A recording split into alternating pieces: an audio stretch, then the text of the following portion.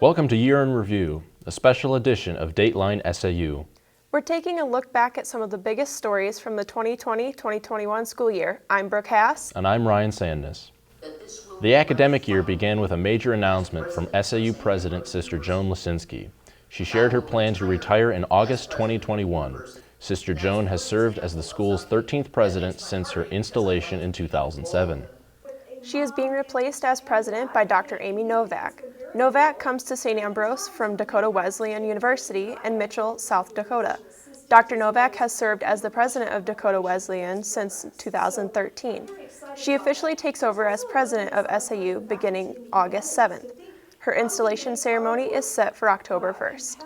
I'm a consummate problem solver, so I just like to sort of look at a place and get to know it. I think for me it's exciting to start something new, and so I will be deeply invested in just understanding the Quad Cities, its history, its culture, the presence of its churches, how it interfaces with the university, the students, the faculty, the staff. The Lord be with you. St. Ambrose chaplain Father Tom Hennon is also leaving St. Ambrose. He began his new duties as pastor of Sacred Heart Cathedral in Davenport on July 1st. Hennon served as chaplain of St. Ambrose for 4 years. He is being replaced by 2011 St. Ambrose graduate Father Ross Epping. As the COVID-19 pandemic continued to rage across the world, St. Ambrose University students returned to campus for a modified fall semester in August of 2020. Students taking classes or living on campus were presented the Be Safe, Be Responsible promise. The goal of this campaign was to ensure everyone's health and safety throughout the school year. The promise included rules like wearing a mask, maintaining social distancing, and limiting the number of guests students could have in their rooms. During both the fall and spring semesters, all faculty, staff, and students were required to complete a health check each morning before coming to campus or heading to classes. Anyone flagged with possible symptoms of COVID-19 was advised to visit an on-campus COVID testing site. The site was open throughout most of the academic year and available to all students and employees. Despite the university's best efforts, classes for the fall semester moved fully online just before Thanksgiving due to a spike in on-campus COVID cases. In-person classes ended 2 weeks earlier than scheduled. Traditional winter commencement ceremonies were canceled due to the rising COVID-19 numbers in the Scott County area during December of 2020. Traditionally, St. Ambrose hosts a winter graduation ceremony at the River Center in downtown Davenport. COVID wasn't the only challenge the university faced during the 2020-2021 academic year. Just a few weeks into the modified spring semester, classes were canceled or moved online several times because of harsh winter weather. Snow pelted the St. Ambrose campus and surrounding areas in late January and early February. The winter storms caused delays to the reopening of the Ambrose Dome. The building had been severely damaged by a summer windstorm in August 2020. Straight-line winds in excess of 100 miles per hour caused the dome, located on Brady Street, to collapse. The facility is used by several athletics teams for practice and competitions. The dome was finally able to reopen in the late spring of 2021. The spring eventually brought the arrival of COVID-19 vaccines. The university hosted an on-campus vaccination clinic in May in the Wellness and Recreation Center. Students, faculty, and staff who participated in the clinic received the one-dose Johnson & Johnson vaccine. With COVID-19 cases falling, the university was able to host in-person spring commencement. It was the first graduation since December of 2019. Some modifications were in place. Masks were required and guests were limited. Separate graduate and undergraduate ceremonies were held. Both events were made available via a live stream. Despite several challenges throughout the year, St. Ambrose did find ways to continue traditions, although in a sometimes non-traditional capacity. Welcome to Homecoming 2020 and our virtual dance party. The university held a virtual homecoming in September. Events included an online cocktail class, a virtual dance party, and a virtual mass. St. Ambrose University's dance marathon raised $191,000 this year. The largest student-run organization on campus hosted its big event in April. This year it was held outside of the Rogalski Center to allow for students and families to gather safely and socially distance. The funds raised will go towards a wheelchair-accessible playground at the University of Iowa Stead Family Children's Hospital. Youngsters at the St. Ambrose Children's Campus planted their annual pinwheel garden. Each April, the Children's Campus partners with the Child Abuse Council of the Quad Cities to promote the importance of a happy and safe childhood for all children. You got it! The council is a bi-state, regional nonprofit agency that promotes the prevention of child abuse. It also provides education and treatment for children and families in the area. Student volunteers swarmed their community this spring for the annual Be the Difference Day. The project partners students with families in the neighborhoods surrounding campus. The groups help rake leaves, clean up yards, and plant flowers. St. Ambrose's student government has organized Be the Difference Day for more than a decade. The event traditionally happens in November, but this year it took place in the spring due to COVID-19. The Be Bikes program launched this year in an effort to create a more bike-friendly community. The program allows students, faculty, or staff to rent a bike for a day. Several bikes were donated to the club and Actis to make this bike rental program possible. The bikes are available for checkout at the Wellness and Recreation Center.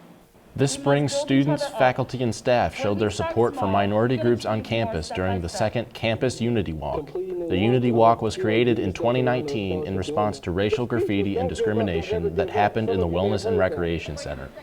The walk is hosted by the Black Student Union. The BSU also held a Silence Equals Compliance protest this fall to protest the mistreatment of and violence towards Black people. Issues of social injustice, inequality, and racism have been at the front of the media over the past year. The St. Ambrose Marching, Jazz, and Symphonic Bands got a chance to perform an outdoor concert just before the close of the academic year. Seniors from the class of 2021, as well as some from the class of 2020, were allowed one final performance. The audience got to listen to live music and enjoy food provided by local food trucks. This academic year, the St. Ambrose Theater Department had to find creative ways to perform for audiences. In the fall, they partnered with KALA Radio to produce a radio play, An Enemy of the People. The performance ultimately won a National Intercollegiate Broadcasting Award for Best Radio Drama. In the spring, the theater department recorded their main stage play, 2 Rooms, for online viewing. This year, the university announced it was closing the theater major. Theater does remain a minor at the university, and the program will continue to put on productions for the foreseeable future. The last theater majors will graduate from St. Ambrose in 2025. St. Ambrose Student Media has moved to an online hub called The Hive. The site is home to St. Ambrose's student newspaper, The Buzz. The platform also features news, videos, and stories from SAUtv and podcasts from KALA Radio. The Buzz moved to the fully online format in the fall. The media hub can be viewed online at SAUthebuzz.com. This fall, students, faculty, and staff in the College of Business settled into their newly revamped home, McMullen Hall. An additional 16,000 square feet of new construction was added to the building. It now features a large 2-story atrium and several new classrooms. The $8.6 million project was completed last summer. A capital campaign to help fund the construction is now underway. As the academic year came to a close, construction began on a new elevator in the Galvin Fine Arts Center. Several rooms and offices had to make room for the new construction. Once complete, the elevator will be accessible from the main floor where the ticket office used to be located. It will provide access to KALA Radio and SAUtv. Phase 2 of construction is underway at the St. Vincent Athletic Complex. Located just north of the main campus, the site is currently home to St. Ambrose's softball, soccer, and lacrosse teams. Football also practices there, but will soon call it home once the newest construction phase is complete. A regulation-sized football field surrounded by 400-meter all-weather track is being built. The new construction will also include bleachers for 500 spectators and a structure housing concessions, restrooms, and a press box. The newly announced SAU wrestling program is also getting a spot out at St. Vincent's. A practice facility is being built just off of the existing football offices and locker rooms. Men's wrestling is one of the 31 athletic teams at the university. Its debut season begins with the 2021-2022 academic year. Projects like these are made possible by donations. In April, Ambrosians raised more than $51,000 during the year's Day of Giving. The 24-hour fundraising event asks alumni, faculty, staff, parents, and friends to give back to the university. The gifts could go to the Ambrose Annual Fund or could be designated for specific programs. The St. Ambrose History Department received a gift of $2.5 million from a generous alum. John Butler, who graduated in 1971, established an academic chair in honor of Agnes Renner, who taught history and geography courses for more than 25 years at St. Ambrose. The gift covers the salary and benefits of a history faculty member at St. Ambrose. The donor says it's a way to say thanks and to honor a professor who inspired him as a student. The St. Ambrose Nursing Department also received a gift for an endowed chair. Anne Elaine Hinkhouse donated $2.6 million. She assisted in the training of SAU health science students and earned an MBA from SAU in 1994. An old greenhouse on campus was restored in honor of a late St. Ambrose University biology professor, Anita Zaz. The greenhouse, which is located in Lewis Hall, has been unused since 2010. The idea to restore it in Zaz's honor came from one of her former students. The restoration was funded by donations from the Zaz family. This year, biology students used the greenhouse to study the effects various climates have on plant growth. Now we want to take some time to remember the Ambrosians we lost over the past year. 5-year-old Reed Gleason lost his battle with cancer last October. He was just 1 year old when he was diagnosed with an aggressive form of brain cancer. During the past few years, the university hosted fundraisers for the family as Reed endured several surgeries and multiple rounds of chemotherapy and radiation. His parents are alums, and his father, Bill, is the former head men's volleyball coach. In March, we learned that a former student athlete had died. Caio Mesquita was a member of the St. Ambrose soccer team. He was returning to campus from a spring break trip to Texas in 2018 when he and 4 of his teammates were involved in a serious car accident. His teammates recovered from their injuries, but Mesquita was seriously injured and remained in the hospital. He died in his native Brazil on March 18th, almost exactly 3 years from the date of the accident. Former staff member Shirley Easter died in September. She began her career at St. Ambrose in 1977, eventually serving as the Director of Human Resources at SAU before retiring in 2003. Easler was 84 years old. KALA radio DJ Oswaldo Javier Sanchez passed away in April following an illness. The longtime community volunteer was instrumental in establishing Spanish language programming at the station. That programming continues today. His service to KALA and to the community spanned some 40 years. He was 76 years old. John Cook was an adjunct professor at St. Ambrose University in the Department of Management and in the Excel program. Lieutenant Colonel Cook served in the United States Army for 20 years until he retired in 1992. He was 72 years old. Ann Thompson was 82 when she died in June. She retired from St. Ambrose in 1996 after working in the registrar's office for 25 years. And Bobby Rogalski, the wife of former longtime university president Ed Rogalski, died in June. She is survived by her husband, their 5 sons, and their families. She was 78. This past academic year was one unlike any other for St. Ambrose athletics. Logan Howell joins us with a look back at the unprecedented year in Fighting Bee sports. St. Ambrose athletic teams enjoyed remarkable successes during a year that involved altered schedules and practices, and the continuous threat that the changing status of the pandemic could quickly bring things to a halt. Absolutely gorgeous, nice aerials across. No one knew this more than the SAU dance team. Their hopes for a possible national title were dashed in 2020 when the championships were canceled just hours before they were scheduled to begin. And our 2021 NAIA Competitive Dance National Champion, St. Ambrose University. This time, they won the 2021 NAIA national title in convincing fashion, marking their second national title since the NAIA held its first championship in 2017. Coach Danielle Langeneckert was named NAIA Competitive Dance Coach of the Year for the 3rd time in the past 4 years. They've really got to stay centered in their bodies for these stunts. Timing of that dismount was spot on. The cheerleading squad came close to winning the top spot as well, placing 2nd at Nationals, trailing the champions by just 42 hundredths of a point. The men's and women's bowling teams both advanced to the national championship tournament, with the men going all the way to the national title match. SAU is one of only 3 colleges in the country to have both the men's and women's teams qualify for nationals. Also, Jordan Monins advanced to the semifinals in the intercollegiate singles championships. The indoor and outdoor track teams had strong seasons, with the men's outdoor track team placing 12th at nationals. The team also boasted a national champion. He is senior discus thrower Josh Mathis, who also holds the school record in the event. Distance runner Michaela Peroni delivered All-American performances in both track and cross country. St. Ambrose was the host school for the NAIA Men's Golf National Championship Tournament in May. While the team failed to make the cut after early rounds of competition, first-year student Owen Holtmann advanced individually, finishing 65th in the 156-player field.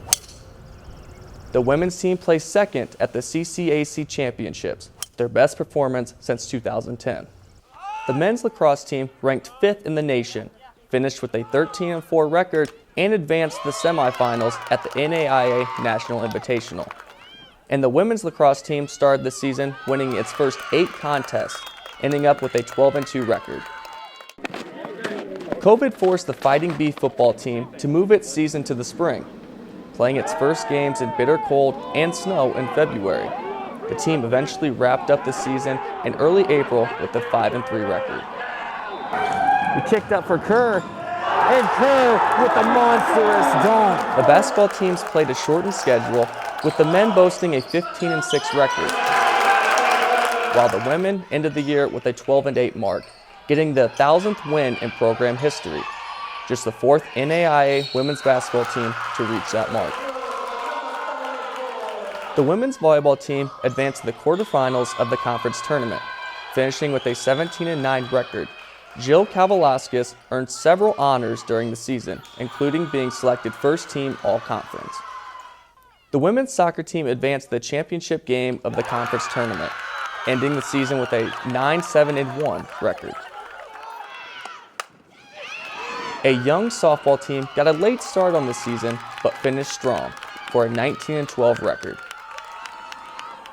While the baseball team worked to a 27-23 record with an impressive 22-8 mark in conference play. For the year, St. Ambrose University boasts 39 All-Americans, 78 All-Conference, and 3 Conference Players of the Year. There were 3 National Players of the Week, and 26 student athletes won Conference Player of the Week honors 37 times this past year. 24 out of 25 teams qualified as NAIA Scholar teams, with 199 NAIA Scholar athletes. 184 St. Ambrose student athletes were named Academic All-Conference, and a conference best 154 members were named to the CCAC All-Academic Honor Roll, with more awards yet to be announced. In addition, St. Ambrose University announced it would start a men's wrestling program and a winter guard program to begin the 21-22 school year. And that's a look at sports for this past academic year. I'm Logan Howe. And that's all we have for you in this look back at the 2020-2021 academic year. In May, more than 500 graduate and undergraduate students marked the end of their time at St. Ambrose University in commencement ceremonies at the Tax Slayer Center in Moline. The occasion was Sister Joan Lashinsky's last commencement as president of St. Ambrose. We leave you with some of the sights and sounds of this 2-day event. And thank you for joining us for this special edition of Dateline SAU. We are called to serve one another, to walk humbly with God. It has not been easy, and you have endured much. But you have also not done it alone. You did it with the support of loving family, faithful friends, professors who both challenged and supported you, coaches and mentors who inspired you to keep going.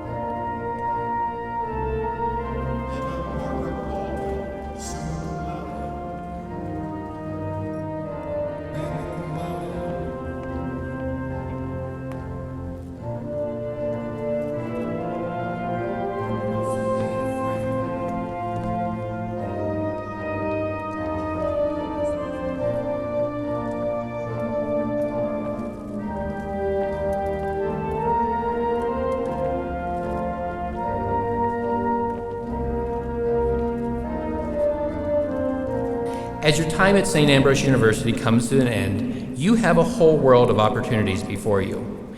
Each of you will enrich the lives of others in different ways.